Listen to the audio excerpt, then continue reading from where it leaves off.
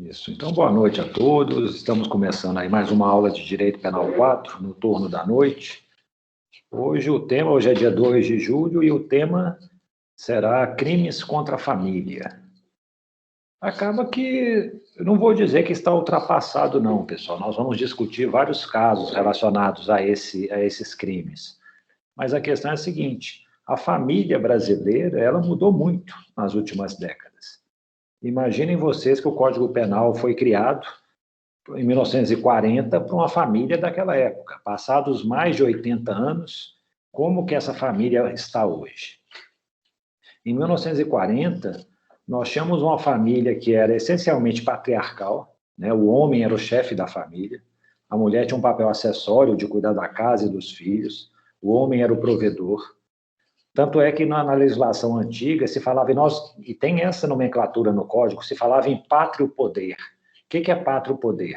É o poder que os pais tinham sobre os filhos. Só que em vez de utilizar uma nomenclatura mais neutra, colocar lá de pátrio, né, que era de pater, né, de pai. E hoje em dia eles até mudaram isso. Hoje eles falam em poder parental, né? São os parentes, os pais que têm ambos esse poder sobre a sua prole, seus descendentes. Era uma família matrimonializada, ou seja, não havia família fora do casamento. Então, se você quisesse constituir família, você precisava se casar. Era uma família cujos filhos, eles tinham que ser legítimos.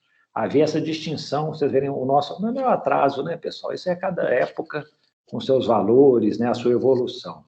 Mas, assim, eles distinguiam entre filhos havidos no casamento e havidos fora do casamento. Aqueles que foram concebidos fora do casamento, por uma aventura, uma amante, né, um relacionamento extraconjugal, eles seriam filhos ilegítimos. Não teriam os mesmos direitos e prerrogativas dos demais filhos.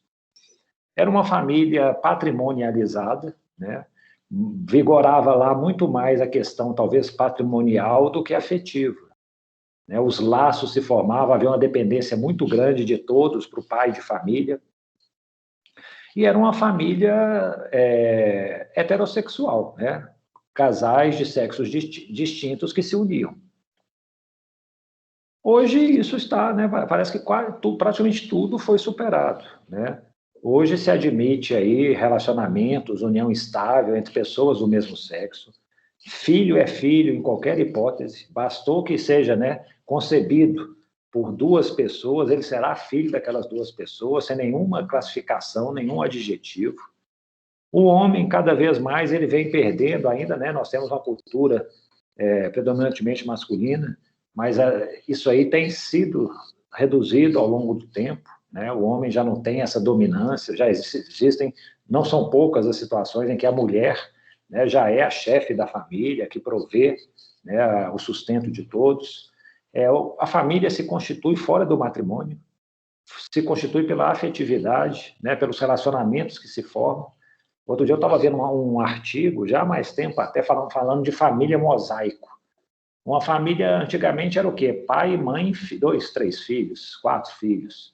Hoje a família mosaico junto uma pessoa que aí tem um filho, o pai dele é separado, então a mãe se casou com uma outra pessoa que também é separada, ele traz um outro filho do casamento, eles se tornam assim, irmãos ali e tal. Ou seja, pessoas vão se unindo por afetividade, né? Sem necessidade de ter um ato formal, que é o casamento, para unificá-las. E acaba que tudo isso, né, repercute no direito penal. Nós vamos interpretar os crimes contra a família tendo essa nova concepção do que é uma família hoje em dia. Tá bom? Eu não sei, vocês conseguiram, deu tempo de dar uma olhada nos problemas que eu deixei disponível? Se não tiver essa oportunidade, nós vamos falar sobre eles agora. Não vai ter, acho que nenhum. Talvez um ou outro colega possa ajudar. Deixa eu só abrir aqui o slide para compartilhar com vocês. Pronto. Ótimo, Pedro, Fernanda, joia.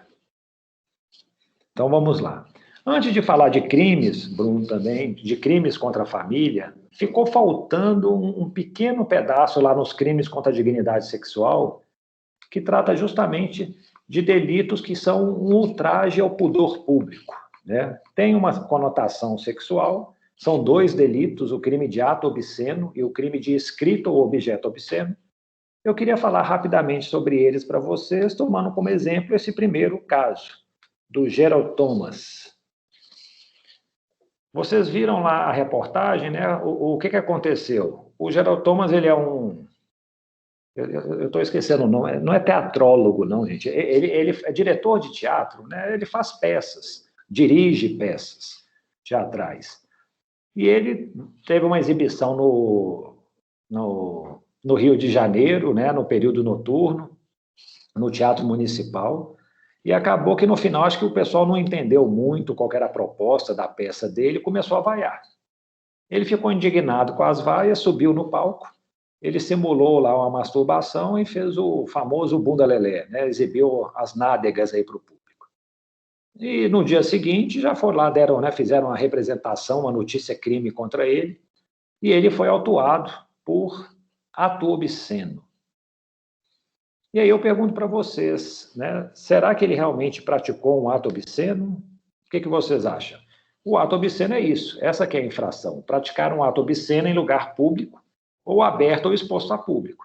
Essa parte final aí acho que está fácil, era um lugar público, né? Estava aberto ao público, era um teatro municipal.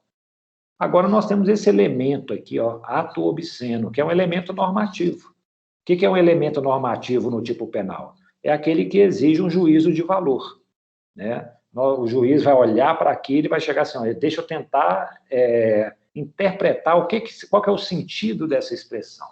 E aí ele preenche, né, normalmente com a sua formação, com a sua carga, né, de conceitos que possui. Por isso que às vezes pode ter muita variação. Para uns isso pode ser ato obsceno, para outros não. Vocês acham que ele praticou um crime? Quem se habilita aí para dizer?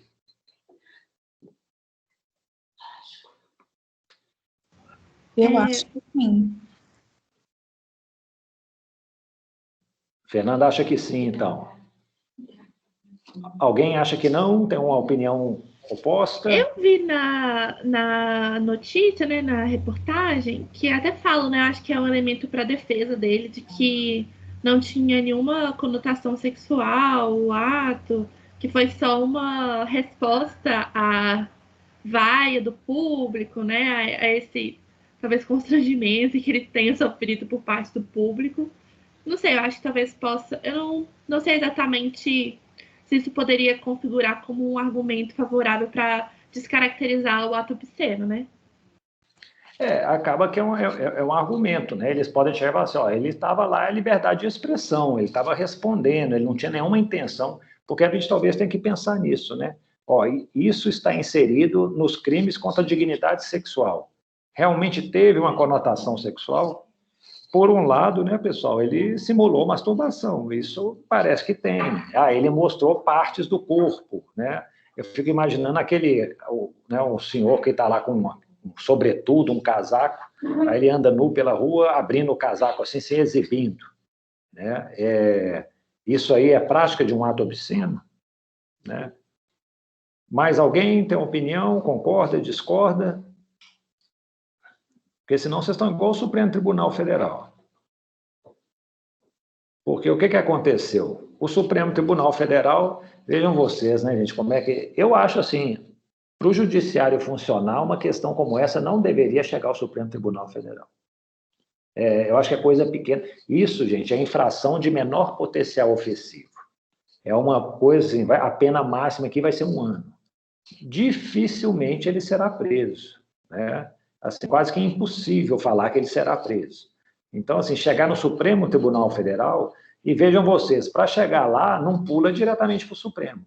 Então, ele manejou um recurso, né, iniciado a ação penal contra ele no Juizado Especial da Justiça Estadual do Rio de Janeiro. Aí ele recorreu lá para a turma recursal, o Tribunal de Justiça ou para a turma recursal, depois recorreu, acho que para o STJ, depois recorreu para o Supremo Tribunal Federal. E lá o Supremo Tribunal Federal deu uma decisão para esse caso. E aí o que o Supremo decidiu? Isso aqui, o relator, o ministro Gilmar Mendes, né, chegou e falou assim, ó, o raciocínio dele foi, por isso que eu falo, é o valor que o Gilmar Mendes tem, né? A percepção dele. O que ele pensou? Falou, ó, o que ele fez era num contexto assim de que havia lá, né, pelo voto dele se infere isso, pessoas adultas, só adultos, não tinha crianças, a peça terminou quase meia-noite, ou seja, num período noturno, a classe social da turma era elevada, todo mundo, então, presume-se com um nível educacional um pouco maior, e então o que houve ali realmente não foi uma prática de um ato libidinoso, assim, né, de ultraje ao pudor, né, um ato obsceno. O que houve foi uma manifestação de liberdade de expressão do teatrólogo, né, do diretor de teatro. E aí o Gilmar Mendes votou para que fosse trancada a ação penal. O que significa trancar a ação penal? A ação penal ela não tem requisitos mínimos, assim, está evidente que o fato não é crime, falta alguma questão processual importante. Então, o que acontece? Chega e fala assim, vamos arquivar esse processo. Ele não tem viabilidade jurídica. E aí ele votou nesse sentido. O problema que aconteceu é que teve um que o acompanhou, eu não sei se foi o Toffoli, mas quem foi contra ele foi o Carlos Veloso e a Ellen Grace. Então, ficou 2-2, na verdade. O Supremo Tribunal Federal, ele funciona lá, o Tribunal Pleno tem 11 ministros, e eles funcionam em turmas também, tem 2 turmas, né, a primeira e a segunda, cada uma com 5 ministros. Fica de fora o presidente do STF. Então, assim, sempre é um número ímpar, para o quê? Para evitar empate. Mas no julgamento desse dia aqui, provavelmente algum ministro estava de licença, viajando, não sei por qual motivo, só 4 participaram. E aí os 4 votaram, houve um empate. Excepcionalmente, quando é julgamento de habeas corpus, o empate favorece o acusado. E aí, no caso, então, foi determinado o trancamento da ação penal. Não se concebeu que aquele ato praticado no Teatro Municipal seria um ato obsceno. Pessoal, vejam aí no âmbito, né, da dignidade sexual, nós temos ato libidinoso, conjunção carnal, ato obsceno, tem algumas expressões, né, técnicas, tem lá satisfação de lascívia, tem lenocínio, tudo voltado aí para a dignidade sexual. E algumas delas acabam que precisam de um juízo de valoração. Eu não digo a conjunção carnal não, é objetivo. O ato libidinoso pode ser talvez até mais questionável, mas o ato obsceno, sim, eu acho que ele é questionável. O que seria praticar um ato obsceno hoje? Sabe o que estava acontecendo lá no Rio de Janeiro? Hoje não, né? Na época do Carnaval, né, havia muitos foliões que estavam lá nos blocos, tudo, na rua. Eles se afastavam-se do bloco, iam atrás de uma árvore, no muro de uma casa, para poder fazer suas necessidades, para urinar. Aí a polícia, querendo coibir isso, a prefeitura, o que eles começaram a fazer? Começaram a autuar todo mundo que fizesse isso por ato obsceno. Pegou e falou assim, vocês estão expondo a genitália aí para a população. E aí era uma forma que eles encontraram pelo direito penal de tentar coibir as pessoas, de fazer isso. Então eles pegaram essas pessoas, levavam para a delegacia, era uma infração de menor potencial ofensivo, eles lavavam lá um termo circunstanciado, a pessoa se comprometia a comparecer na justiça e pronto. E aí ia responder um processo. Então, assim, esses crimes, o ato obsceno, escrito ou objeto obsceno, eles parecem até meio assim mortos, né, ultrapassados. Mas eu já disse aqui, um costume, né, o desuso, nunca vai revogar uma lei penal. Somente uma lei penal revoga outra. Então, se por acaso surge uma situação que se enquadra nisso, no tipo penal, e se por acaso existe lá um agente, um policial, um promotor que quer dar iniciativa a isso, a pessoa vai acabar respondendo por isso. O adultério era uma coisa assim, quase que em desuso mesmo, existia a figura típica, mas assim, há anos que não se viu uma condenação, uma acusação por adultério. E aí o que aconteceu? Aí sim, o legislador finalmente, se eu não me engano, em 2005, ele foi e revogou expressamente esse crime de adultério, que não faz mais parte do Código Penal. Ok? Alguma questão, pessoal, alguma dúvida? Acho que fica aí pela história a questão isso, né? A valoração que nós temos que dar para alguns termos presentes no Código Penal. E essa valoração pode variar bastante. Aliás, né, qualquer juízo de valor varia bastante. Vocês viram o caso que eu enviei lá no Teams, aí no fim de semana? Uma menina de 11 anos, né, tinha um rapaz que tinha um relacionamento sexual com ela, namoravam, falou que o namoro era com consentimento da família, com o consentimento da menina, e aí um juiz do interior de Minas acabou absolvendo o réu, falando assim, ó, isso aí não pode caracterizar estupro de vulnerável, eu não posso me esquecer da realidade social que existe, a família consentia com o namoro, era um namoro público e tal, então não posso condenar ninguém por isso. O que vocês acham? O juiz está certo? Vocês concordam com ele?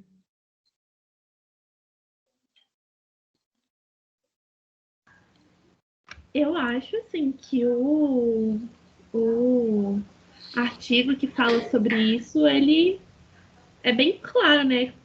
Se for menor de 14 anos, é considerado estupro de vulnerável. E 14 anos, né? Você vê que ela tinha 11, é uma diferença, né? Eu falo assim, né? Nessa idade a diferença é cada vez maior, né? Eu fico imaginando 11 anos, gente, né? E tendo uma relação sexual e a família consentindo nesse relacionamento. Alguém acha que o juiz está correto? E eu falo assim, né, gente? Isso aí realmente depende da situação, do caso, né? Mas, assim, como a Paula mencionou, o legislador só faltou desenhar. Sabe por quê? Porque ele previu lá o estupro de vulnerável. O estupro de vulnerável está lá no artigo 217A. Então, assim, se você tiver um relacionamento, né, com uma pessoa que seja menor de 14 anos, né, conjunção carnal ou ato libidinoso, é estupro de vulnerável. O problema é que tinha algumas decisões nesse sentido. Ó, mesmo menor de 14 anos, não, ela já tem experiência. Não, ela consegue, ela entende das coisas, ela consegue consentir e tal. Parece que eles interpretavam como a presunção de violência que havia antes. E essa presunção de violência, eles realmente tratavam de uma maneira relativa. Havia jurisprudência que falava que era uma presunção absoluta, mas não, mas todo mundo tratava de maneira relativa. O próprio Supremo Tribunal Federal, que absolveu um réu num caso que chegou lá, que um homem teve uma conjunção carnal com a menor que tinha 13 anos de idade. E aí, diante desse problema todo, o que aconteceu? Em 2018, né, 9 anos depois, o legislador vai lá e introduz o parágrafo 5º no estupro de vulnerável. E fala o seguinte, ó, as penas do estupro de vulnerável, elas se aplicam independentemente do consentimento da vítima ou do fato de ela ter mantido relações sexuais anteriormente. Então, tipo assim, só faltou desenhar, falando assim, gente, é proibido. Pouco importa se a vítima quis, pouco importa se ela já tinha experiência, menos de 14 anos é crime. Só que aí vocês veem, apesar disso, né, esse juiz relativizou. Eu fico pensando... Oi, diga. Eu acho, assim, a minha opinião nesse caso é que tanto o namorado da menina quanto os pais deveriam ser responsabilizados.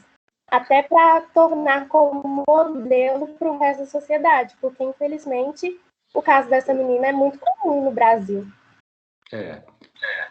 O Gabriela, eu acho que é mais ou menos por aí. O Arthur também está colocando aqui, né, que a família tinha que ser punida. Porque eu fico pensando o seguinte, gente, as normas de direito penal, elas são normas de direito público, né? O particular, ele não pode transacionar o valor de uma norma penal. É diferente de uma questão de direito privado, que está envolvendo o patrimônio, né? Então, assim, por exemplo, o menor não pode consentir. Os pais, lá no direito civil, eles vão suprir o consentimento do menor. Perfeito, é admissível. Estão discutindo lá, provavelmente, uma questão patrimonial. Mas, assim, não tem como os pais suprirem essa proibição penal, falando assim, não, eu permiti que minha filha menor fizesse isso. Né? É a mesma coisa assim, não, eu estou permitindo que ela exerça o tráfico de drogas, não tem problema. Eu acho que não é o melhor das histórias, das situações, mas eu acho que é uma forma de ganhar dinheiro. Não tem como fazer isso. Né? Então, é o seguinte, eu fico pensando, imagine uma situação similar, um pouco mais grave. A família poderia vender a menina, a virgindade dela, por exemplo, só para um homem? Podia chegar para a menina e falar aqui, ó, você vai ganhar 10 mil reais se você fizer isso. Às vezes uma pessoa pobre que precisa de mais de dinheiro. A menina com 11 anos, o que eu vou comprar com isso? Você compra um tanto de boneca, você compra um tanto de coisa. Ela, lógico que eu quero. Aí os pais chegam, não, perfeitamente. Então quer dizer que está resolvido, não houve crime? Então, assim, eu imagino, né, gente, a gente comentar um caso concreto, assim, sem conhecer os detalhes, é muito, às vezes, simplificador, reducionista. Mas, assim, acho que a gente tem que ter algumas regras, né? E a regra, né, eu queria falar, é essa. Ó, menos de 14 anos vai ser crime. Se o Tribunal de Justiça não revogar essa decisão, reformar, provavelmente, se chegar ao Superior Tribunal de Justiça, eles devem tomar uma providência. Eu não acho que vai ser uma decisão que vá prevalecer. E eu quero trazer isso também, porque eu estou, né, em todo o curso até agora, falando sobre crimes contra a dignidade sexual, eu talvez tenha sido um pouco intransigente e falado assim, ó, gente, menor de 14 anos não pode ter relacionamento sexual, que é crime. E aí aparece essa decisão falando que não é, mas é porque acontece, né? Mas, a princípio, continua sendo caracterizado como crime. A Fernanda está falando, é como se os pais pudessem dispor dos direitos da criança e do adolescente, né? Desconsidera-se o melhor interesse da criança. Exatamente, Fernanda. Então, assim, normalmente, gente, é o pai e a mãe que educa, não tem dúvida nenhuma. Mas, assim, tem limites, eu acho. Até onde pode ir o poder parental dos pais, até o que eles podem dizer sim ou não. Se é uma coisa que traz um enorme prejuízo para a criança, ou se é uma coisa que é proibido por lei, não tem como os pais substituírem isso. Vamos avançar. Pessoal, alguém se lembra desse segundo caso? Poderia dizer para os colegas qual que é a situação? Era um vídeo, né? Um vídeo que estava disponível, que mostrava lá alguns casais. Quem que pode me falar a respeito? Fazer um pequeno resumo do que viu.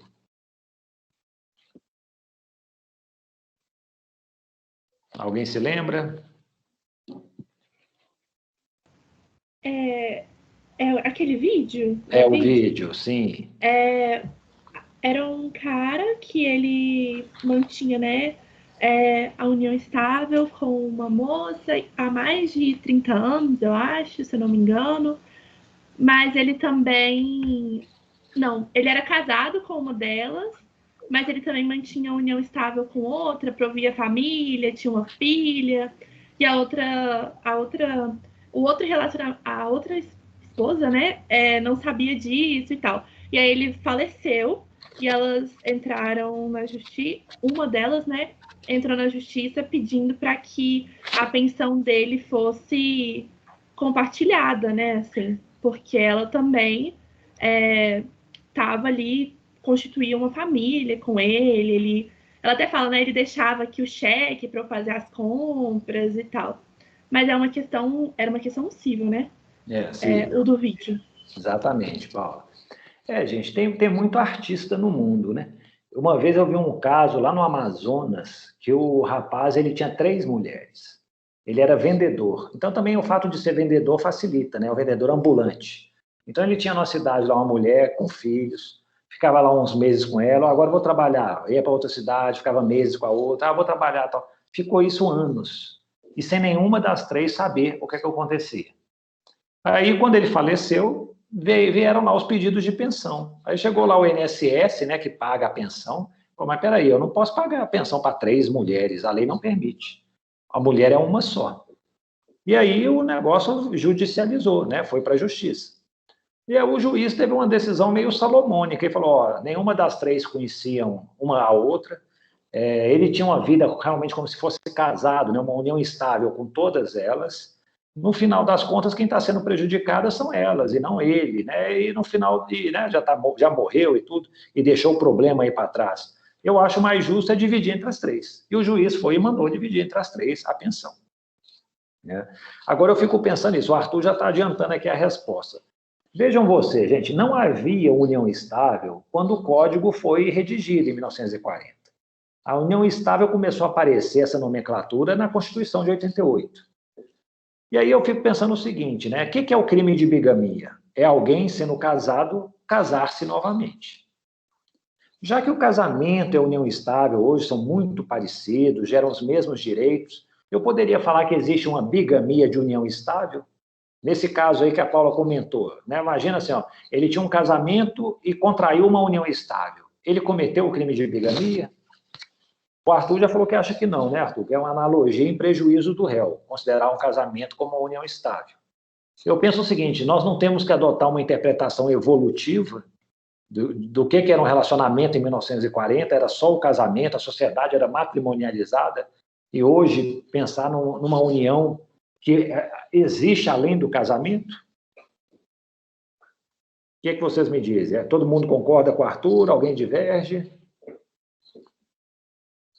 É uma interpretação em malam partem, né, como eles falam?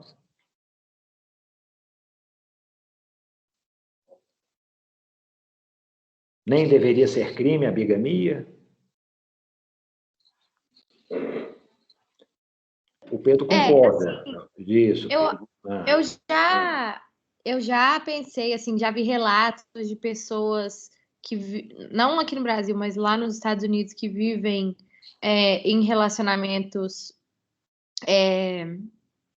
né, de várias mulheres, enfim, ou vários homens também. Sim. E eles falando qual que seria a diferença disso, o que ser crime atualmente agrega para a sociedade, porque assim, talvez realmente assim, eu não sei se deveria ser crime, não. Assim, é uma das questões que me deixam meio encucada, assim. Acho que para mim não faz sentido ser crime. É tipo assim, a pessoa não tem a liberdade de se unir a várias, né? Quem que é o prejudicado nessa história? O problema é o seguinte, olha só, com relação à pensão, né? O juiz, ele repartiu a pensão para as 3, resolveu o problema. Resolveu, eu acho, em termos, né, gente? Porque olha só, todo aquele negócio de pensão, pagamento de aposentadoria, esses cálculos do INSS, hoje é por contagem, você tem que ter a soma do seu tempo de trabalho com a sua idade, tem que dar pelo menos o número 90. Então, se você tem 58 anos, você tem que ter trabalhado pelo menos 32 anos para dar 90 e ter direito à aposentadoria. Então, assim, é cheio de cálculos atuariais, não sei o quê. Quando você institui uma pensão para 3 mulheres, isso aí quebra qualquer sistema. Sabe por quê? Como é que funciona? A pensão é lá de R$600, dividiu para 3, 200 para cada um. Uma morreu, o que acontece? Os 200 vão para as outras 2, então a pensão aumenta para 300. A outra morreu, todos os R$600 remanescem para a última. Então é o seguinte, o que o legislador, né, o cálculo atuarial tinha calculado assim, ó, uma pensão vai durar mais ou menos X anos para cada, né, pessoa que morre. Na realidade, se você tem 3 recebendo a pensão, vai aumentar em muito o custo dessa pensão. Né? A tendência é que ela seja paga por mais tempo, não é só uma pessoa que vai morrer, um pensionista. 3 pensionistas precisam morrer para que ela pare de ser paga. Então, assim, tem algumas implicações nisso, não é simplesmente chegar e falar, né? Vou considerar os 3 iguais e ponto. O juiz não pensou nessa repercussão financeira, que também assim, não é tão evidente, né? Bernardo tinha levantado a mão, Bernardo, diga. Desculpa, só falar antes do Bernardo, só para concluir aqui. O que eu acho, eu concordo com isso que você falou, né? Que tem muitas repercussões, mas eu não acho que são repercussões na esfera criminal. Eu acho que não devia ser um crime, talvez. Sim. E é uma coisa que deva ser resolvida em outros âmbitos do direito, né? E não necessariamente criminalizar. Perfeito. Sofia, eu acho que era a cultura da época. Né? Uma sociedade que se sustentava, assim, a formação de relacionamentos, a base era o casamento. Eu acho que o casamento tinha muito mais valor naquela época, valor assim, era muito mais representativo do que hoje. Hoje é muito comum, 2 pessoas jovens se unem, estão vivendo junto e pronto, e vão ter filho e vão seguir a vida. Naquela época era inadmissível, então talvez essa tutela do casamento fosse mais forte. Hoje, como você está dizendo, é possível que tenha perdido o sentido. Diga lá, Bernardo. Não, professor, pode deixar. Então tá. Uma questão aqui, mas eu queria até falar que a pena é até alta, né? Se você... A pena alta. Não é uma pena baixa. Isso aqui não é infração de menor potencial ofensivo, não. A pessoa vai responder o processo e tudo mais. Aqui nós temos a suspensão condicional do processo. Suspensão condicional do processo é quando a pena mínima é de 1 ano. Ou seja, não cabe também suspensão condicional do processo aqui, não. Aqui, então, vai lá, Arthur. Nesse caso aí, pode ser também que a pessoa tenha outro casamento escondido do cônjuge, né? Então, talvez aí já seria mais grave. Normalmente é assim que acontece. Uma pessoa é casada, Às vezes, gente, é até meio, não digo golpista, né? Mas assim, se você quer viver, aí, Sofia, tem esse detalhe, se você quer viver com alguém, a princípio você não precisa casar. Você não quer cometer esse crime, é só não casar. Você não casa, mas vive com 6, 7 pessoas, entendeu? Então a gente também poderia pensar por esse lado. Fala, ó, a bigamia está ultrapassada, mas a bigamia é para proteger o casamento. Você não quer ter problemas, basta não se casar. Você tem toda a liberdade de se unir a quem você quiser, mas não por meio do casamento, ok? Se for por meio do casamento, vai ser crime. Pode ser também um caminho a ser seguido, né? E o que acontece? Às vezes, quando se contrai vários casamentos, eu já soube de casos aqui de golpistas, homens que vão se casando com várias mulheres, o casamento dá uma, como é que fala?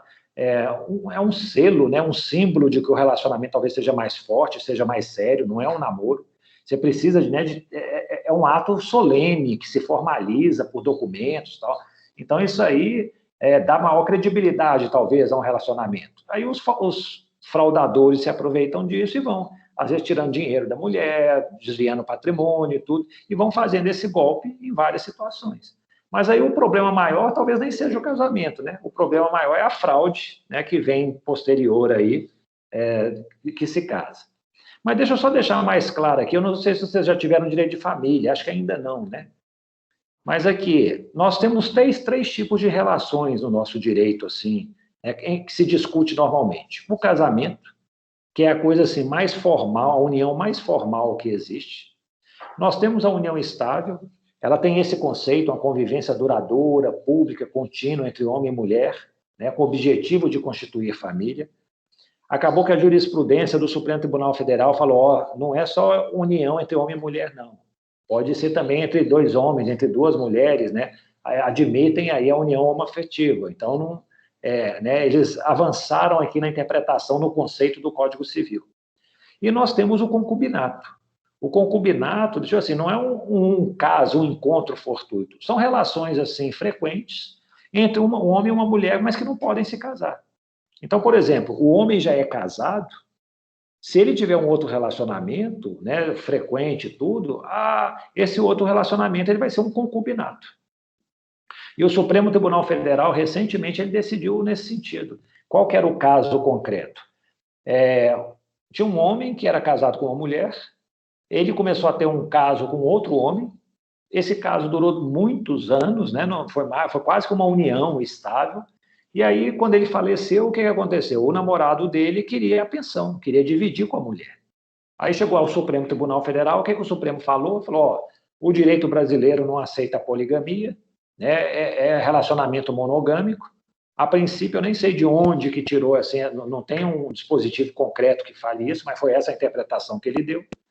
E ele chegou e falou assim, ó, então, em sendo, né, um relacionamento que não é monogâmico, não é amparado pela lei, tá, ele não vai ter direito a nada.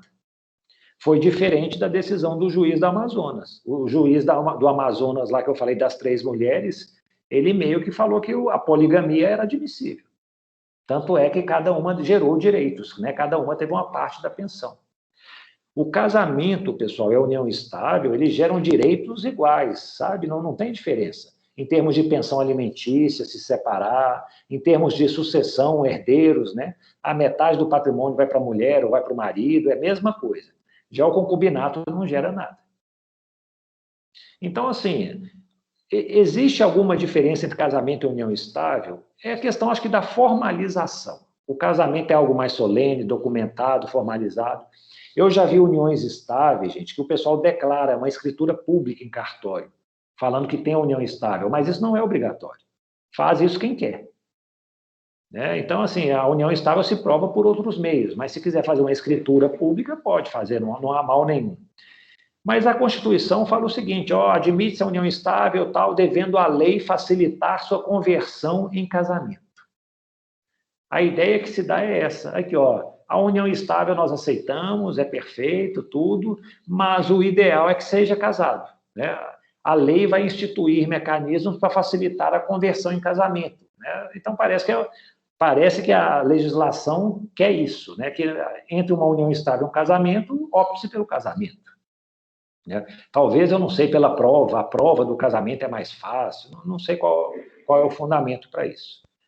Vocês falaram que não poderia, então, equiparar aqui, né? A Fernanda, o Pedro concordaram aí com o Arthur, que o casamento não pode comparar com união estável. Então, deixa eu mudar a minha pergunta. O marido, ele se casou com a mulher, tem 1 ano de casado, ele vai e começa a subtrair o patrimônio dela, começa a cometer um estelionato. Aí ele vai ser condenado por estelionato e vai aplicar para ele a agravante do artigo 61, inciso 2º, a linha E, se eu não me engano. Crime cometido contra ascendente, descendente, cônjuge ou irmão. Tem uma agravante. Agora eu pergunto a vocês, imagine um casal, 30 anos de união estável, 4 filhos, não sei o quê, papapá, ele começa a cometer o estelionato. Ele vai ser julgado por estelionato e tal. Para ele pode ser aplicada a agravante de crime cometido contra o cônjuge? Embora, assim, cônjuge é o casado. União estável é companheiro. Eu posso interpretar que o cônjuge aí também se refere ao companheiro? Ou, como o Arthur falou, não, vai ser uma outra analogia em prejuízo do réu. O Arthur também acha que não. Alguém acredita que seria possível interpretar dessa maneira?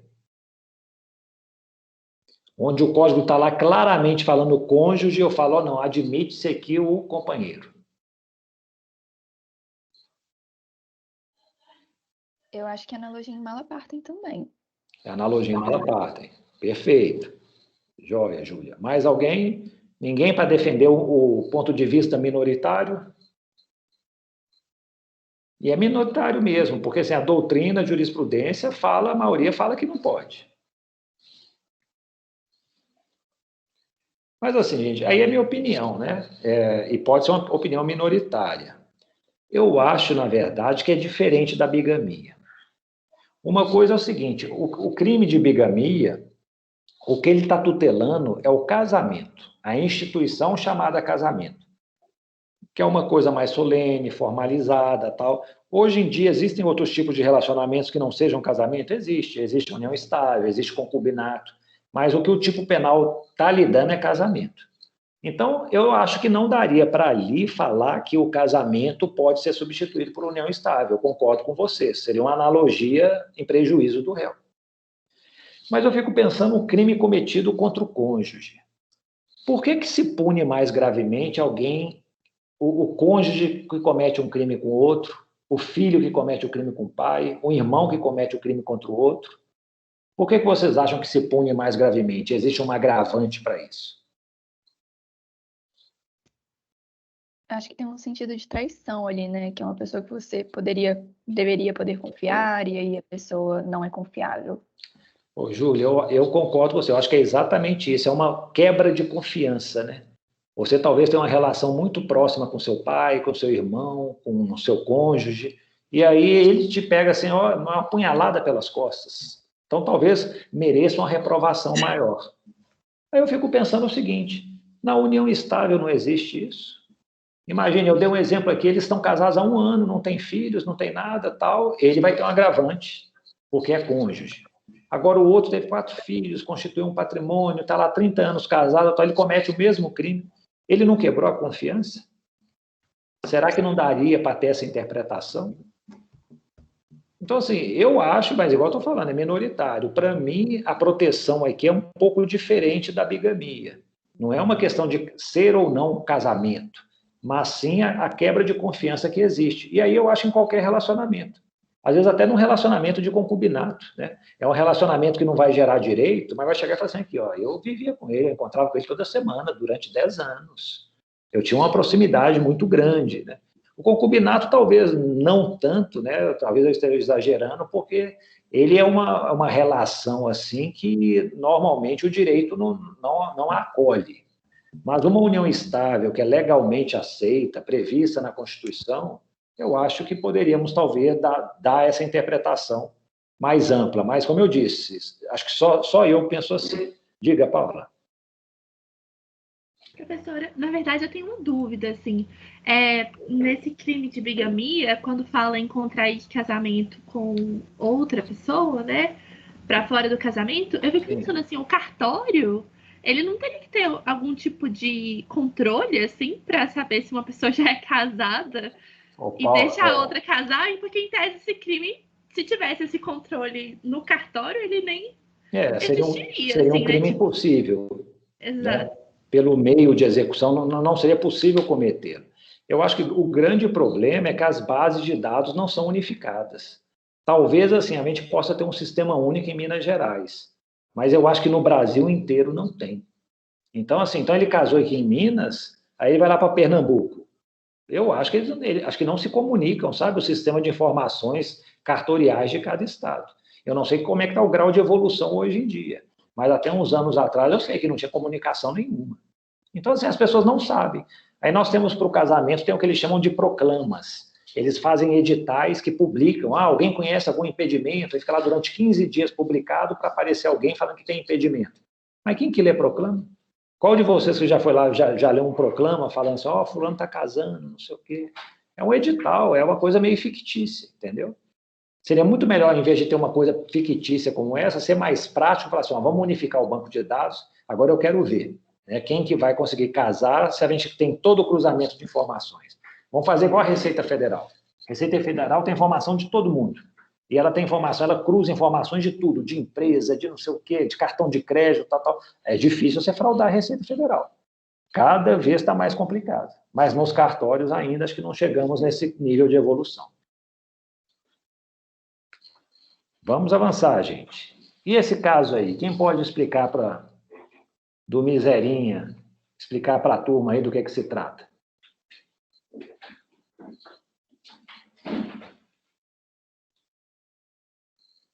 Alguém se lembra do caso? E o pior é que o pessoal fica tirando onda, né? Chamando Toninho Anaconda, né?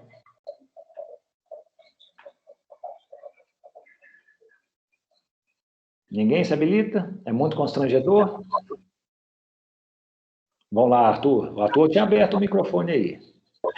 Eu quero perguntar se isso realmente aconteceu realmente ou é eu uma acho notícia que aconteceu, Arthur.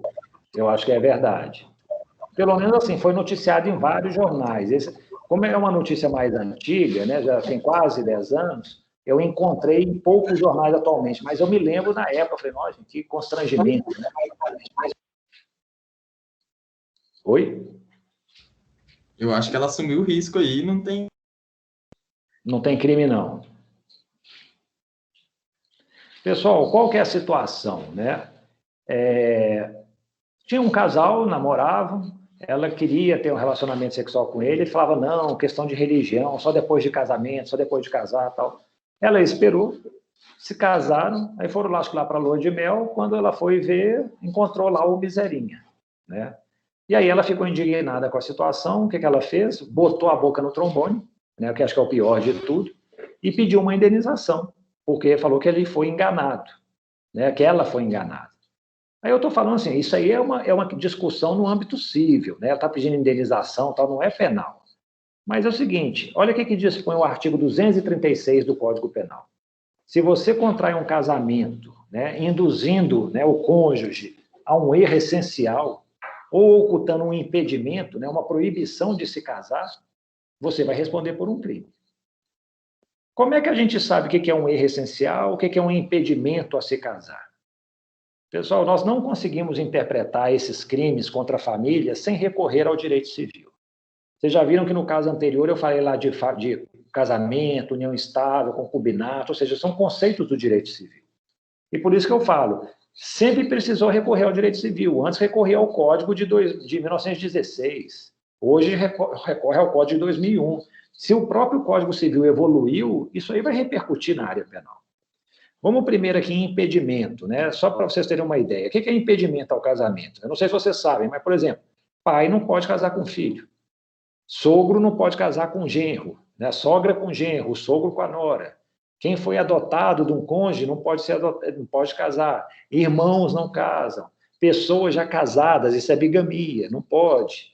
Né? O cônjuge, né, que contratou um pistoleiro para matar o coisa, matou, não pode casar com ele. Então, assim, são pessoas proibidas de casar. Quando vai se tentar fazer um casamento nesses proclamas, né, um dos objetivos é esse aqui. Vocês sabem indicar algum impedimento ao casamento que existe? O Ministério Público pode até atuar de ofício, ou não, tem aqui ó, um impedimento, não vai poder, não, isso não é aceito. E aí o casamento não será celebrado. Mas o nosso caso aqui não é questão de impedimento de casamento, né? Eu só estou fazendo referência porque o artigo 236 fala também em impedimento. A nossa questão acho que diz mais respeito ao erro. Houve erro, é um erro que vai anular esse casamento, vai trazer um transtorno. Aí o Código Civil fala quais são os erros. Um erro sobre a identidade da pessoa, né? Imagine a pessoa casou com outra, tal, depois descobre que ele é um traficante de drogas internacional, que ele leva essa vida, tal, tudo. Falou, eu não consigo viver com esse traficante. Né? Pode ser um problema, um erro essencial. Ignorância de um crime anterior. Né? Imagine, eu chego, nossa, meu pai morreu, foi vítima de um homicídio há muitos anos, eu casei agora com a pessoa, descobri que foi ele que matou. Não, sem condição, não tem como viver junto. Ou então esse último, a ignorância de um defeito físico irremediável, ou então de uma moléstia grave e transmissível que pode prejudicar os herdeiros, né, os filhos ou o próprio cônjuge. Aí acho que a grande questão é essa. Nesse caso, o miserinho é um defeito físico irremediável? O que vocês acham? Capaz de caracterizar um erro essencial? Porque se houver um erro essencial, o casamento pode ser anulado. Se não for um erro essencial, o casamento persiste. E aí afasta qualquer possibilidade de crime. Chega a ser um erro essencial? Não. Não. Nem um pouco. Inclusive, esse artigo bem bizarrão aí, esse de erro essencial, esse 1557. Mas acontece. O que pode acontecer? Às vezes, não sei, isso tem, né, tem muito tempo que eu estudei aí direito de família, mas assim, às vezes tem moléstias, né, doenças que se transmitem, depois que você descobre isso, fala, olha, eu queria ter filhos com meu marido. Ah, mas ele vai transmitir uma coisa assim, tem um gene lá, meus filhos, a tendência... Eu nem sei se isso, né, mas provavelmente tem, são tantas doenças aí no mundo, um tipo de moléstia aí que vai gerar um problema muito sério para a prole. Então, às vezes, a pessoa vai optar e fala assim, não quero continuar a ficar casada com ele, não quero ter filhos com ele. Então, anula o casamento. É um erro essencial. Pessoal, é a questão de, né, realmente, isso aqui é um elemento normativo, se a gente for pensar. O que é um erro essencial? Nós temos que entender o que é um defeito físico irremediável. Normalmente, a discussão em torno disso gira em torno dessa questão. E isso aqui é um erro essencial?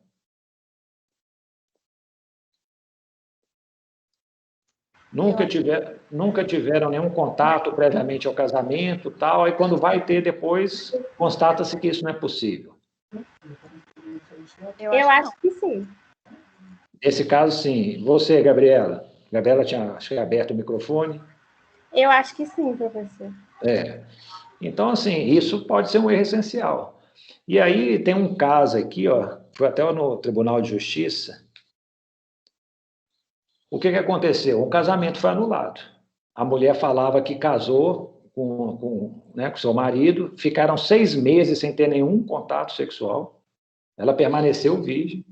Aí o marido, né, se defendeu falando que ela não queria nada, não sei o quê, mas acho que as provas demonstraram que, no fundo, ele não tinha condição de ter uma relação sexual.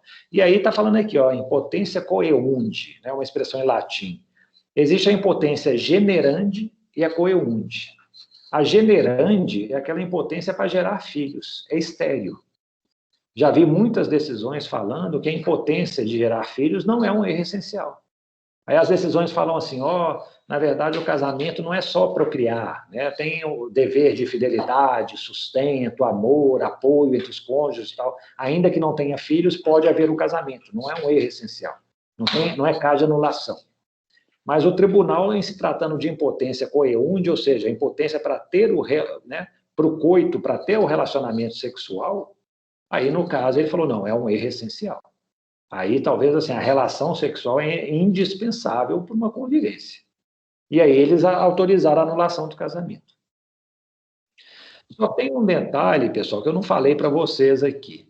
Vejam vocês, essa decisão é de 2002. É difícil encontrar julgados hoje em dia sobre isso, por uma razão muito simples. Você está insatisfeito? Separa. Diga, Pedro. Eu ia perguntar justamente isso. Tipo, se o divórcio é direito potestativo, né? Por que tem a ação de anulação de casamento? Mas aí era isso, então. Mas aí tem uma explicação histórica para isso, Pedro. Quando, época do Código Civil, Código Penal 1940, não havia previsão de separação, de judicial, de divórcio, nada disso. Eles só vieram em leis posteriores. Então, como é que eles faziam para poder terminar um matrimônio, um casamento?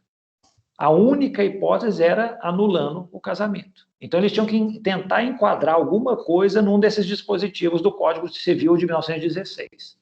E era mais ou menos, a regulamentação era mais ou menos parecida com essa, entendeu? Então, assim, a anulação era a forma de romper o matrimônio. Hoje em dia, não, nós temos separação. Você vai no cartório, gente. Você no cartório, vai lá, assinou o papel, se você é maior, não precisa nem... é fácil, você paga lá uma taxa, no mesmo dia você sai separado. Então, realmente perdeu muito sentido toda essa discussão. Era uma discussão que fazia sentido no passado.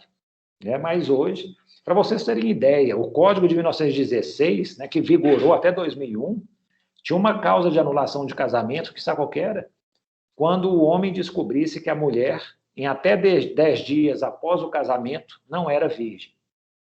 Para vocês verem como é que era. É lógico que em 2001, na década de 2000, eles já nem aplicavam mais esse dispositivo. Mas era algo que estava lá previsto e que dá uma ideia muito clara de como funcionava a nossa sociedade naquela época. Então, hoje, realmente, essa discussão toda acho que perdeu o sentido. Por isso que eu falo, a mudança da família, a mudança da regulamentação de como uma família é constituída, é desmembrada, separada, tal, afeta diretamente esses crimes contra a família. Você se lembra quando eu comentei sobre aquele projeto de lei do Senado, quando a gente estava comparando os crimes contra a dignidade sexual? No projeto de lei futuro do Código Penal, não há previsão de crimes contra a família.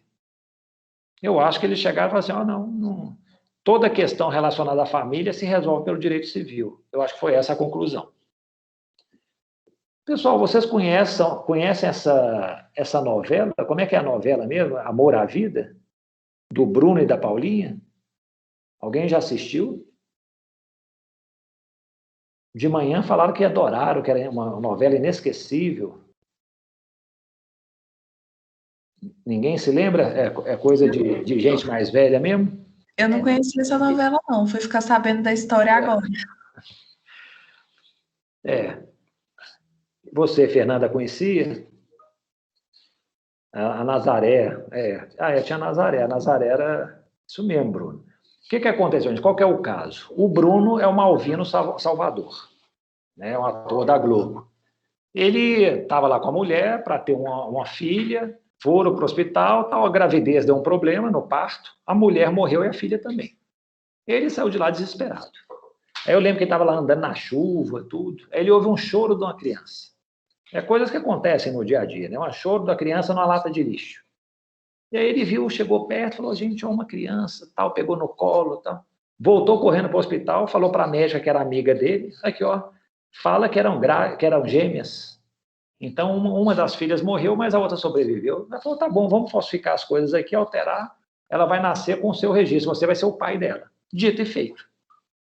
O problema é que essa menina tinha caído lá na lata de lixo porque tinha a Paola Oliveira, que era a mãe dela, o irmão, que era um terror lá, o Félix, roubou a menina da Paola Oliveira e quis se desfazer dela. Acho que era uma herdeira, para a família, o pai muito rico, acho que ele não queria dividir herança, porque ele também era uma pessoa muito ruim. Então foi essa a história. No final das contas, acho que viveram felizes para sempre. O Malvino Salvador, acho que terminou com a Paola Oliveira. Mas eu fico pensando o seguinte, ele não cometeu esse crime, não? Registrar como seu o filho de outro? Ou ele praticou esse crime motivado por uma reconhecida nobreza? Hipótese em que o juiz pode até deixar de aplicar a pena. O que é que vocês me dizem?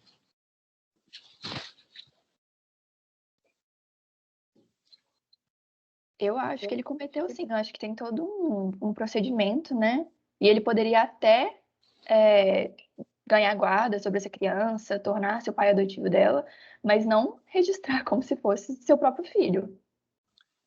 Ô, Júlia, ele não agiu por uma reconhecida nobreza, não? Não, eu não acho. Acho que foi só em favorecimento próprio. Foi um pouco egoísta até. Aqui, gente, eu já vi decisões a respeito desse crime falando assim, ele pegou a criança e começou a cuidar dela, tal, admitindo que é reconhecida nobreza. Mas assim, eu não sei se é a melhor solução. Se você pegar algum livro aí de doutrina, os exemplos que eles vão dar é do século passado. É mais ou menos assim, imagine uma mãe solteira na década de 60, 50, ela seria proscrita da sociedade, aí a irmã mais velha dela casada chega e fala assim, não, vou te colocar, você vai viajar para uma casa de campo, não sei o quê, aí você vai ter o filho lá, quando você voltar, você vai falar que eu vou adotar essa criança, vai ser meu filho. Aí seu nome vai permanecer intacto na sociedade e eu vou registrar a criança no meu nome. Aí eles falam, uma irmã ajudou a outra por motivo de reconhecida nobreza, para que a irmã mais nova não passasse vexame perante a sociedade. É o exemplo que vocês vão encontrar. Na realidade, gente, como é que eu vejo esse caso? Se você quiser adotar alguém, não é tão simples. É um processo gratuito, você não tem dúvida nenhuma, e é um processo judicial. A adoção aqui no Brasil, você precisa ter autorização de um juiz. Eu não sei se em todos os países funciona dessa maneira, mas aqui sim. E vai tramitar, então, lá na vara de infância e da juventude. Quem quer adotar tem que ser maior de idade, tem que ter pelo menos 18 anos. Pode ser casado, solteiro, pouco importa. Essa diferença de 16 anos entre o adotante e a criança é para evitar que eles talvez tenham relações que vão além de uma relação de pai e filho, mãe e filha, mãe e filho. Quanto maior, talvez, acho que essa é a perspectiva, a maior a diferença etária, talvez uma aproximação entre eles seja menor. É um processo, assim, não é simples, tem toda uma análise por uma equipe multidisciplinar de psicólogos, assistente social, não sei o quê, entrevistam o interessado e tal. Depois que ele é aprovado, assim, preliminarmente, inclui o nome do casal, do indivíduo, no SNA, que é o Sistema Nacional de Adoção. E aí começa a buscar a criança. Tem alguma criança que você quer adotar, você prefere? Normalmente as pessoas querem adotar menina, branca, recém-nascida. Depois que se adota uma criança, tem um estágio de convivência que pode durar meses, as pessoas vão lá conviver. Estrangeiros podem adotar crianças brasileiras. E aí o que acontece? A complicação é que eles têm que vir para o Brasil, eles têm que morar aqui um período para poder ter esse estágio de convivência. E sempre fiscalizado por psicólogo, assistente social e tal. No final das contas, aprovado tudo, finaliza-se, é reconhecida a guarda da adoção, pronto. O juiz termina e conclui o processo. Vejam vocês, isso aqui, os dados são um pouco antigos, acho que são de 2017, mas eles, eu não encontrei dados atuais, mas acho que dá uma boa ideia do que acontece aqui no país. Naquela época, tinha mais de 31 mil crianças aguardando adoção, que estavam acolhidas. E tinha, na verdade, 36 mil pessoas querendo adotar. Por que não era para estar zerado isso? Se tem 31 mil crianças que foram acolhidas, uma vez que elas passam por esse processo, essas avaliações, então elas vão estar disponíveis para adoção. E tem 36 mil adotantes, era para estar zerado o número de crianças, não era não? Qual que é o grande problema nisso? É esse quadradinho aqui ao lado. O que normalmente acontece? As pessoas querem, assim, quase 90% das crianças têm mais de 10 anos. E elas não são desejadas. Eles estão querendo sempre crianças recém-nascidos, talvez seja aquilo assim, não tem nenhum vício, ainda a personalidade não está formada, não teve nada, então eu quero o mais novo possível. Até para que não tenha outras lembranças, para até acreditar que realmente passou a vida, eu sou o verdadeiro pai e mãe, não sei. Mas assim, se a gente juntasse, se as pessoas tivessem realmente a preocupação exclusiva de tirar uma criança de um abrigo da rua, sem dúvida nenhuma, não haveria fila aqui no Brasil para adoção. mas, infelizmente, ela existe. Então, o que o Malvino Salvador deveria fazer é isso. Aqui, ó, eu achei a criança, eu tenho que levar lá para uma instituição para poder, ela vai, em primeiro lugar, tem que procurar os pais. Ela não nasceu na lata do lixo, alguém colocou ela lá, tem que investigar de onde que ela veio. Não localizou os pais, então vamos colocar para uma adoção. Agora, o que ele fez foi aproveitar aquela situação para poder, né, satisfazer uma coisa, eu acho que era um sentimento mais pessoal, né? Até com uma certa carga egoísta, que ele estava lá sofrendo muito, teve um grande problema, a perda da mulher e da filha, recém-nascida. Ele falou, não, vou suprir esse problema, essa questão com essa nova criança. E eu não sei se vocês já ouviram falar, isso é muito comum, né? Adoção à brasileira. A mãe biológica dá a criança, vende a criança para outra pessoa, e ela registra no cartório diretamente o nome, né, dessa pessoa que pagou ou que recebeu a criança. Então, ele aparece lá como um filho biológico, é uma burla ao processo de adoção. Em vez de entrar na fila, passar por toda coisa, tal, já chegou direto no cartório e faz isso. Outro dia, eu não sei se é verdade, mas eu vi no Facebook, eu até nas minhas aulas da Clínica de Trabalho Escravo, eu dou um exemplo de adoção internacional. Era um caso que tinha uma moça no Facebook oferecendo a filha dela. Falou, ó, vai nascer daqui 4 meses, eu não tenho interesse nenhum de ficar com ela, me mandem mensagem aqui no privado para quem quiser, né, quem aceitar, quem tiver interesse em negociar. Provavelmente ela receberia algum valor por isso. É crime, né, pessoal? E um detalhe, lembrem-se aqui de uma coisa, esse crime, eu falei, quando a gente falava dos crimes contra o sentimento religioso e respeito aos mortos, eu falei lá no crime, acho que é o 208, que era um crime misto cumulativo. Eram 3 condutas bem diferentes. Se praticasse as 3 condutas, era concurso material de infrações. Aqui é a mesma coisa. São um dos raros exemplos no Código Penal de crime misto cumulativo. Vejam como as condutas são bem diferentes. Dar parto alheio como próprio. Quem dá parto alheio como próprio, o agente tem que ser mulher, né? Então, assim, é uma conduta. Registrar como seu o filho de outrem. Agora pode ser homem ou mulher. Ocultar um recém-nascido ou substituí-lo suprimindo direito inerente ao Estado Civil. Ou seja, são 3 condutas bem diferentes. Elas poderiam vir em 3 tipos penais, artigo 242, 243 e 244. Mas o legislador optou por colocar tudo numa figura só. Mas se existir a possibilidade de cometer as 3 condutas simultaneamente, né, no mesmo contexto, vai responder 3 vezes pelo artigo 242, tá bom? Somando-se as penas. Dúvidas? Podemos avançar? Então vamos, estamos chegando ao fim. Gente, o problema 5, eu acho que a gente pode analisar junto com o problema 6. Aqui, ó. Qual que é a situação? No problema 5, era um filho, né, que ele estava reclamando que o pai não dava assistência afetiva para ele. Eu me lembro que eu vi na televisão um caso desse. Ele falou que até os 10 anos de idade o pai era muito bom com ele, assim, não tratava, mas aí separou da mãe. Depois que ele se separou, casou novamente, teve uma menininha. Depois que a menininha nasceu, ele foi abandonado. O pai pagava a pensão alimentícia, mas nem ligava no aniversário, não comprava um presente, não aparecia no Natal, não dava a mínima notícia para o menino. Quando ele fez lá 18, 20 anos de idade, ele falou, oh, quer saber de uma coisa? Eu vou processar meu pai por abandono afetivo. E ele pediu uma indenização por dano moral. Isso é crime? Ele tem direito a essa indenização? Eu acho que a gente até chegou a conversar um pouco sobre isso em direito civil, que a indenização no âmbito civil poderia, assim, ser dada, inclusive foi, né?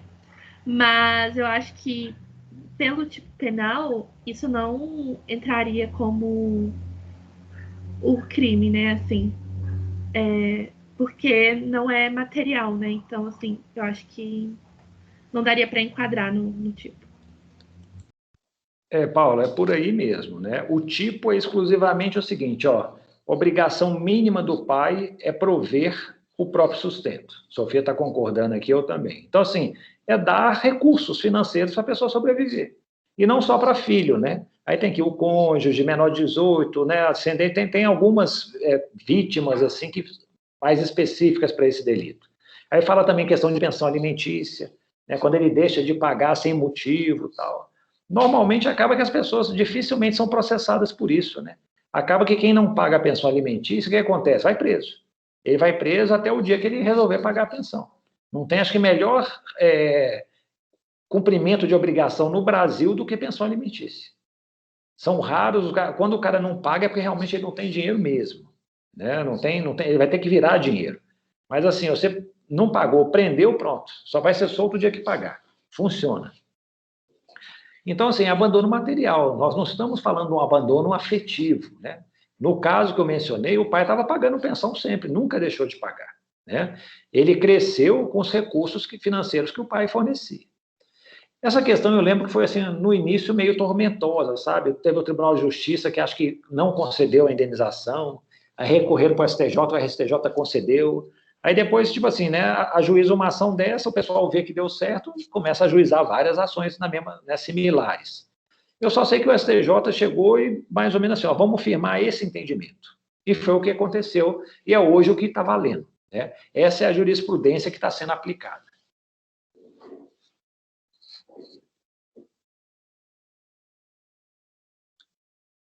No fundo, pessoal, é mais ou menos o seguinte, acho que o STJ pensou da seguinte forma: existe uma obrigação legal, né, que é pagar o sustento do filho, né, provê-lo e tal, tanto que se não cumprir essa obrigação, ele vai ser preso, a pensão alimentícia, e ele pode responder por abandono material, é um crime. Agora, não existe uma obrigação legal de amar, de dar assistência. Pode ter uma obrigação moral, né? Acho que todo pai, toda mãe, acho que é uma obrigação praticamente, né? Não, eu coloquei no mundo, eu tenho que dar o afeto para essa pessoa crescer, um adulto, né? São, bom, tudo. Então, assim, aí o STJ falou, ó, de obrigação legal foi cumprida, a moral não posso exigir. E aí eles têm deferido esses pedidos de indenização por dano moral nessas situações. E é difícil, né, julgar um caso como esse, né, porque é um desamparo, né, a pessoa não deveria nem ter tido filho, né, se é para ter o filho largar no mundo assim, talvez melhor tenha a maturidade, né, mas às vezes a gente também não sabe como, né, isso aí, a criança veio ao mundo. Uma vez eu vi um caso, nossa, no Tribunal de Justiça, um pai que tinha matado o filho, um menino de, acho que 1 ano, 6 meses. E o que aconteceu? Ele teve um relacionamento, assim, casual, parece. Desse relacionamento casual nasceu, né, houve a gravidez. E aí ele ficou naquela situação, tal, aí falou, não, você é responsável sim, você vai ter que pagar pensão, você não sei o quê, papapá. Ele achou melhor, depois que o menino nasceu, foi lá e matou. E aí ele achou que resolveu o problema. E aí, pelo contrário, né? Estava preso, foi julgado pelo júri, né, e matando o próprio filho. Então, assim, são coisas, né, às vezes o direito para lidar com situações dele... Essa do pai não, é fácil lidar, né? Houve um cometimento de um homicídio, mas tem outras coisas talvez mais sensíveis e de difícil julgamento. E o problema 6, gente, já acho que até conta uma história um pouco reversa. Não é um pai que abandonou os filhos. São os pais, né, o vídeo que eu mencionei, eles estavam dando assistência, né, educacional aos filhos em casa. E aí eu fico pensando, eles estão cometendo esse crime de abandono intelectual, deixando de enviá-los para a escola, ao fazer, né, o que eles chamam de homeschooling, né? Lá nos Estados Unidos isso é muito comum. Se eu não me engano, parece que eu vi lá um percentual, 30% das famílias americanas educam suas crianças em casa, não mandam para a escola. E lá eles permitem isso. Aqui no Brasil seria abandono intelectual? O que me dizem?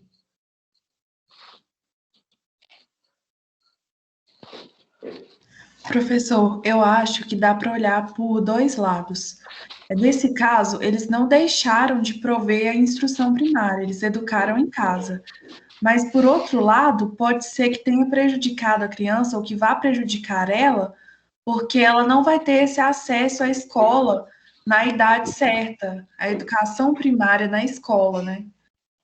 Então, eu não sei. Fernanda, mas eu acho que você tocou sério no ponto. Os pais não abandonaram. E se a gente for pensar bem, gente, acho que isso é muito mais trabalhoso, né? Imagina o pai que é sério, o pai e a mãe, né, que queiram educar os filhos em casa. eles vão ter que se dedicar muito aos filhos para isso, né? É muito mais fácil delegar essa educação mandando para a escola. Se a gente for pensar, né, se for realmente um processo sério, né? Não é deixar a criança em casa lá, ó, lê isso aqui e se vira, né?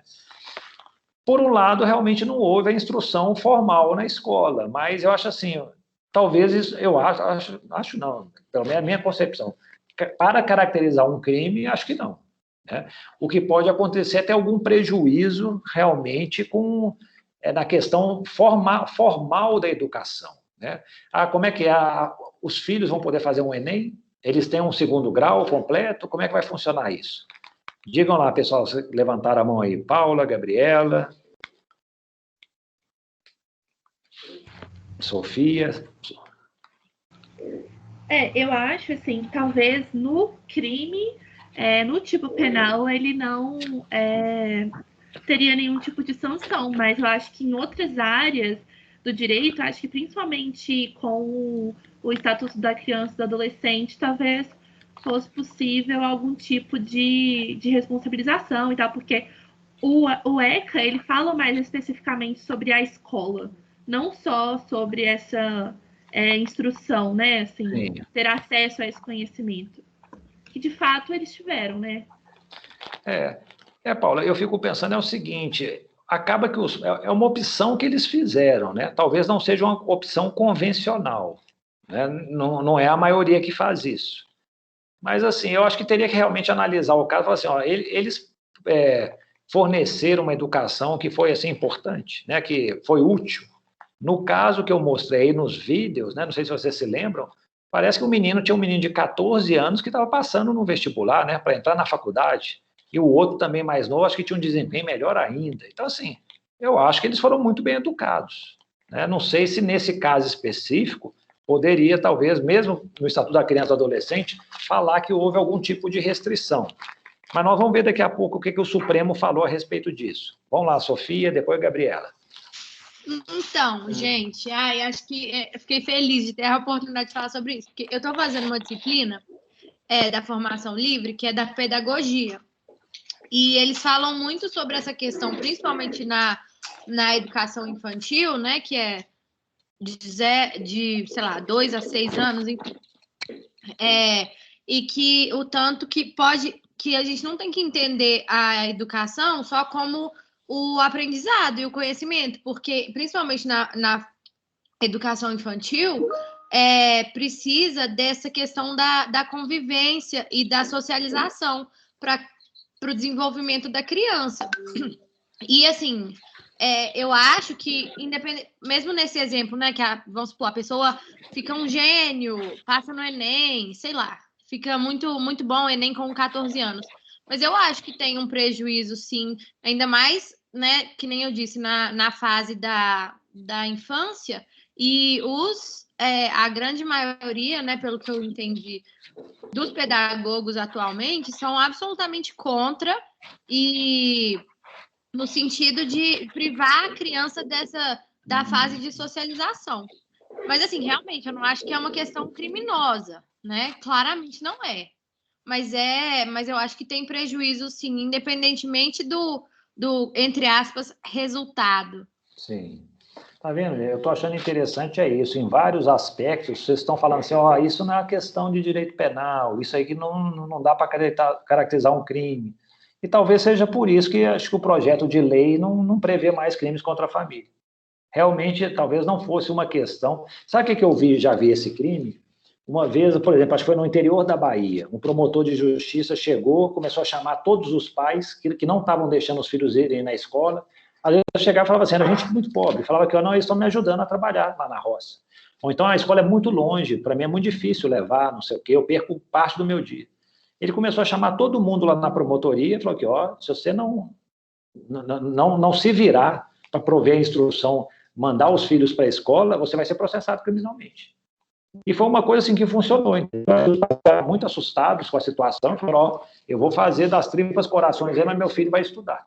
Então, assim, eu me lembro de uma situação como essa. E realmente, os pais, né? A questão é sempre isso, gente. Isso é um elemento normativo também, sem justa causa. Por que o pai talvez não está... Às vezes o pai vai chegar e falar assim, aqui, ele tem que andar 50 quilômetros por dia para coisa. Eu não tenho dinheiro para pagar um transporte. Eu não tinha condição dele estudar. Aí a gente não vai né, tem uma justa causa, talvez, que vai explicar por que a criança não frequentava a escola. Vai lá, Gabriela, agora é você.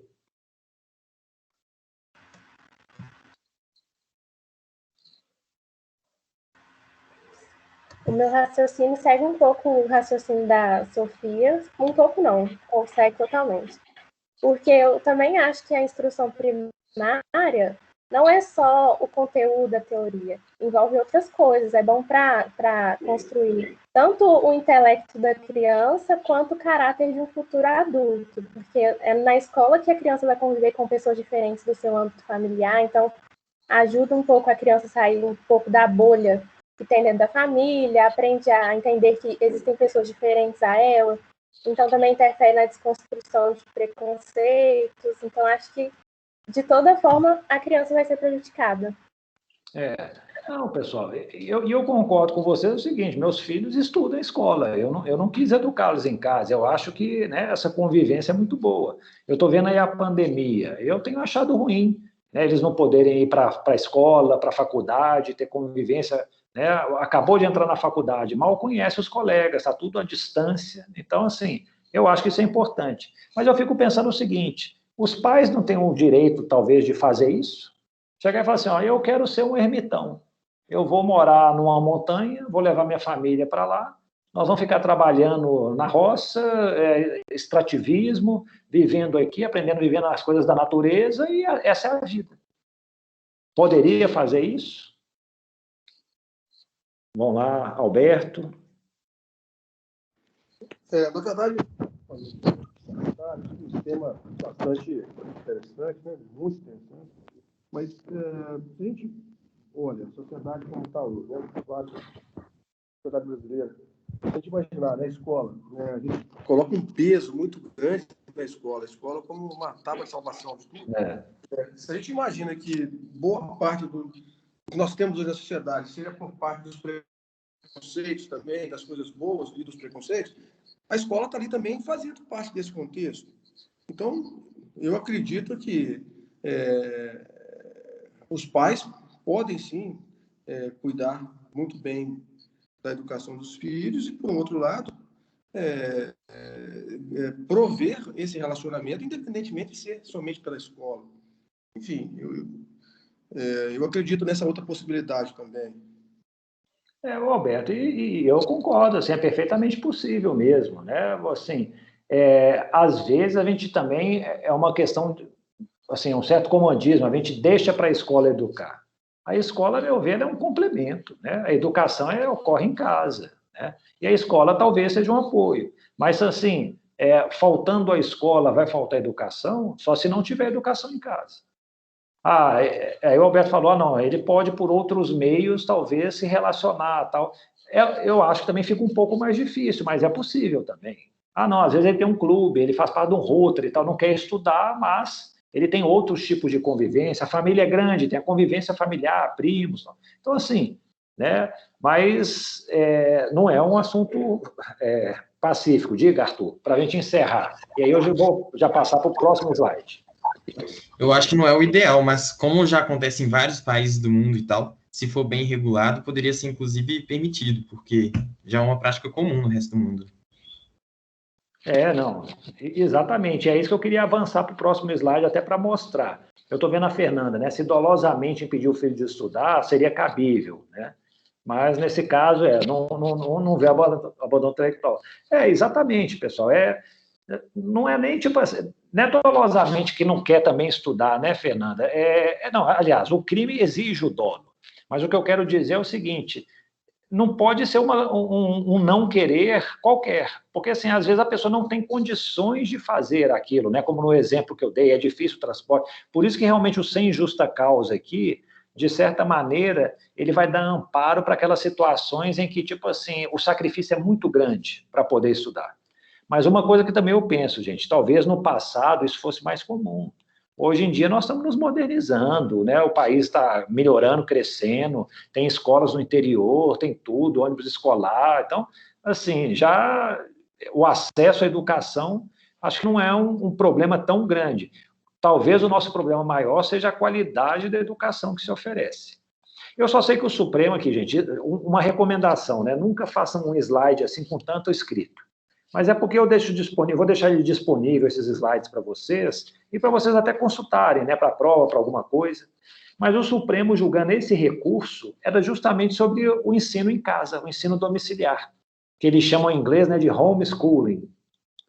Qual que foi a conclusão? O ministro Roberto Barroso, né, ele estudou lá em Yale, gosta muito dos Estados Unidos, então ele era favorável, falou, mas acabou que ele foi um voto vencido. E aqui, o que eles falaram? Ó, a Constituição não proíbe, né, que haja o ensino dentro de casa. Porém, é preciso de uma lei federal. Enquanto não houver essa lei, não vai ser validado nenhum tipo de ensino dentro de casa. E eu me lembro, gente, um dos casos que aconteceu foi até de um procurador da República. Ele era um cara muito inteligente. E ele, assim, ele e a mulher educaram os filhos em casa. E os filhos, sabe, tinham um desempenho muito bom. Mas eles tiveram um problema grande, porque quando eles foram tentar, na época, o vestibular, eles falaram, me dá um certificado de conclusão. Eu falei, não tem certificado nenhum, não. O ensino primário, o médio, ele fez em casa. Nós não temos nenhuma prova disso. Falou, então você não vai poder fazer o vestibular. Falou, não, mas como? Aí ele impetrou um mandado de segurança. E no final das contas, isso aí foi até lá no STJ. Aliás, foi impetrado no STJ, que era contra a competência em razão do cargo. Eu não sei quem que era, se era o ministro da Educação. Mas o ministro da Educação vai ser lá no Supremo, seria. Era alguém, assim, do alto escalão lá do Ministério da Educação. E, no final das contas, o STJ decidiu como Supremo, anteriormente a essa decisão do Supremo. Falando, não tem lei, não tem nada, não pode. Um dos argumentos do STJ foi esse, você está privando a criança do convívio social, isso não é possível. Tal. Isso, gente, eu acho que é julgamento de valor, é meio julgamento moral. Eu acho que um juiz não deveria fazer isso. Ele tem que chegar e falar assim, vamos ver os termos da lei, o que a lei fala? Está proibindo? Tem alguma dificuldade? Ele pode isso? Não, pensar assim, a permissão legal disso. Mas chegar e falar assim, não, isso vai ser ruim para o convívio social, isso vai ser bom por causa disso. Tal. Quem decide isso é a pessoa, né? Que são os pais que, né, que estão cuidando, provendo a educação do filho. E aí, nesse sentido, gente, tem uma recomendação aí para o fim de semana, quem não viu, esse vai ser um cara aí que não vai passar aí pelo crivo de vocês, não. Não sei se vocês já viram esse filme, O Capitão Fantástico, ele educa os filhos em casa. E é uma educação, assim, totalmente, assim, atípica. Mas é um filme muito interessante. E, no final das contas, mostra, assim, eles são realmente sui generis, mas parece que se formaram boas pessoas.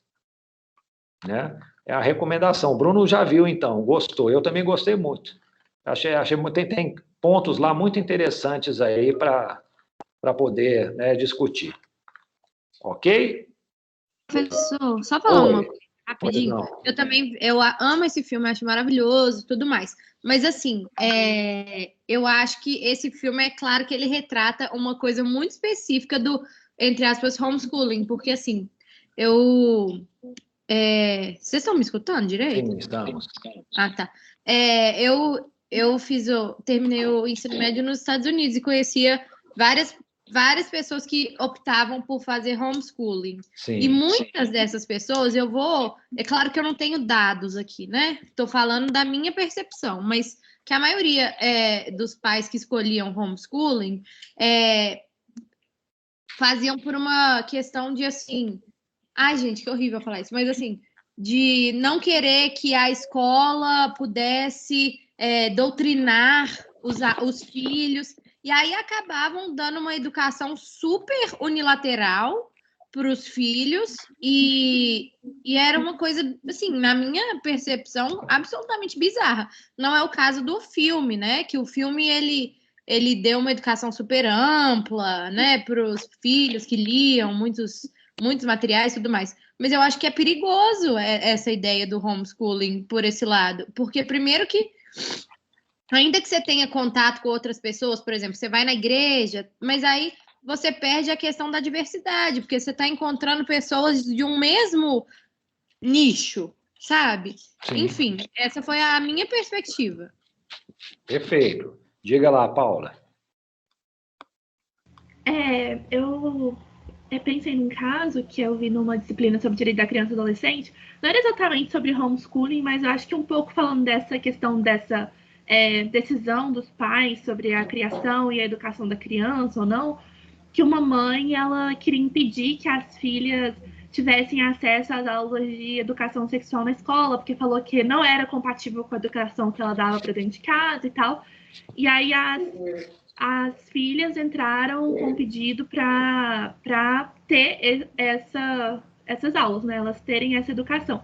E uma coisa que a gente discutiu muito na disciplina foi que como essa visão, né, dessa educação que os pais têm, esse direito também ao poder familiar, né, a ali colocar as suas crenças para os filhos, elas não podem, de certa forma, também impedir com que essas crianças e adolescentes tenham acesso a questões fundamentais para o desenvolvimento delas, também para muito com o que a Sofia falou, né, com diversidade e saúde e tal. Então, acho que também é uma coisa que tem que se balancear.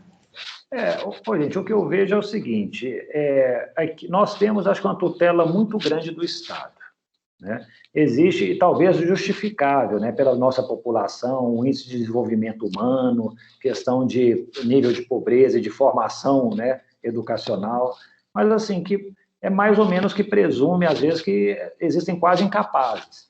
Quantos casos eu já não vi lá na justiça, gente? Tipo assim, aconteceu uma coisa, um problema, aí chegou, vamos anular esse contrato, não sei o quê, a pessoa fala, peraí, gente, ele aqui, ele é pai de família, ele é empregado, ele casou, ele cria filho e tal, ele não teve condição de ler um contrato e agora ele está falando que ele é hipossuficiente e tal. Eu falo assim, em algumas situações nós vamos ver a hipossuficiência mesmo, mas eu percebo assim que nós temos uma certa tendência. E aí eu falo pelo judiciário mesmo, essas decisões aí, do STJ. O STJ falou assim, como é que vai privar a criança da convivência social? Eu acho que seria ruim. Eu não quis isso para os meus filhos. Mas, se algum pai quiser, eu acho que um juiz não tem que entrar nessa... Eu falo assim, né, já que nós estamos falando, nós estamos julgando o caso, é crime ou não é? Eu acho que o juiz, a princípio, não deveria fazer esse juízo de valor no lugar do pai, entendeu? Então, assim, eu sei de todos esses problemas, às vezes lá nos Estados Unidos, né, tem lá aqueles massacres que acontecem em escola, tal, com uma certa frequência, tudo. Será que não é fruto de uma educação? Mas, por outro lado, eles estão frequentando a escola, né? O massacre ocorre dentro da escola onde ele estuda. Será que a escola...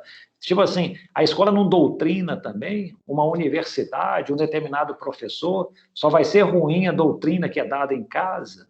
O que eu acho é o seguinte, em regra, os pais têm, né, o poder parental, eles que definem o futuro dos filhos, né, como vai ser a educação. Se, por acaso, eles incorrem em situações proibidas por lei, como no caso, a menina de 11 anos namorando, tendo um relacionamento sexual, isso é crime. Não dá para aceitar uma coisa como essa. Mas, acho que não tendo uma proibição legal, eu sou mais do feitio de viva a liberdade, vamos permitir fazer. O problema é que aqui no Brasil, imagina, também se vira festa. Então todo mundo agora pode estudar em casa? Pode. Então, por uma comodidade, muitas pessoas talvez falassem assim, vamos economizar na escola, você fica aqui em casa, fica lendo esse livro aí, tá pronto. E não ia fornecer, né, o estudo. Então, acho que a gente tem que pensar nisso. O Brasil é continental. Quais são as realidades do país inteiro? Dá para ter uma lei nacional permitindo homeschooling ou não? Como é que nós vamos avaliar se esse homeschooling está fornecendo ou não? Mas, de qualquer maneira, uma coisa, acho que fácil de concluir é essa. Acho que crime, pelo menos, não seria, né? É uma coisa que tem que ser resolvida aí no direito civil. Pessoal, se vocês não tiverem mais nenhuma dúvida, estou à vontade à disposição aqui, mas só queria avisar que na quarta-feira teremos uma live, né? Mais uma live aí que ocorre às 7 horas, às 19 horas, e nós vamos falar sobre crimes novos. Crimes novos são os crimes que surgiram aí no Código Penal em 2020, 2021. Às vezes tem pouca coisa escrita sobre eles ainda, então nós vamos dar uma pincelada nessas infrações, crimes contra a liberdade, crimes contra o patrimônio, né? Se tiverem interesse, bastam lá nos assistir. Não se esqueçam, na semana que vem, do dia 5 ao dia 7, terá a nossa avaliação, né? A primeira avaliação de direito penal, e aí eu vou mandar uma mensagem explicando, mas assim, vai estar disponível no Moodle. ela vai ficar lá durante 3 dias disponível. Provavelmente vai ser de 1 hora, 40 minutos o prazo para a realização da atividade. E eu peço que seja uma avaliação individual, né? Não é uma prova em grupo, nada, né? Que cada um realize a sua atividade individualmente, tá bom? Dúvidas? Se não tiverem, Professor, então... Oi, pois não. É só uma curiosidade que eu tentei pesquisar na internet, não achei. O senhor sabe se no caso do Miserinha, qual que foi a sentença que o juiz deu no âmbito civil Não. da indenização? Eu não Não. achei na internet, não. Achei só que foi apresentada. Eu nem sei, na realidade. Foi iniciada uma ação, será? Foi, eu vi que foi. Né? É. As notícias são sobre o início da ação. Ô, Pedro, é o que eu falo, ó, procura com vontade de achar. Você vai encontrar, e aí você compartilha comigo. Tá, eu estou curioso aí. Se o juiz tiver colocado uma indenização, eu vou ficar meio perplexo assim. Não é possível. Acho que não é? Mas se você achar, manda para mim, por favor. Beleza. Tá bom? Pessoal, bom fim de semana para... Oi, pois não. Desculpa, é que cortou aqui. Qual que é a data da avaliação, professor? Vai ser de segunda a quarta-feira, do dia 5 ao dia 7. Vai ficar liberado lá no Moodle durante todo esse período, Alberto. Tá, ok, obrigado. E a matéria, pessoal, vai ser até crimes contra a dignidade sexual, tá bom? Essa aula de hoje sobre crimes contra a família, a gente deixa para a próxima avaliação. Ok? Pessoal, obrigado aí pela atenção. Um bom fim de semana a todos. Tchau, professor. Bom final de semana. Tchau, tchau.